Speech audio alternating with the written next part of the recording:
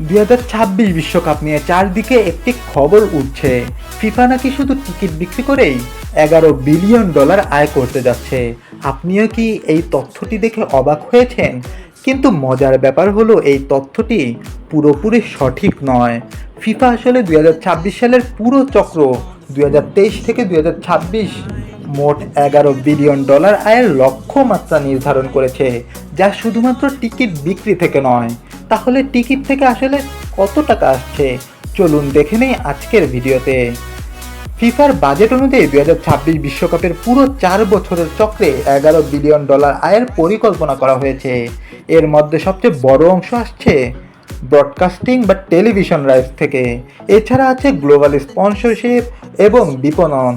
Ticket বিক্রি বা hospitality এবং টিকিট সেলস থেকে আয়ের লক্ষ্যমাত্রা ধরা হয়েছে প্রায় $3.1 বিলিয়ন মতো, অর্থাৎ $11 বিলিয়ন হলো মোট আয়, যা শুধু টিকিট বিক্রি থেকে পাওয়া সম্ভব নয়।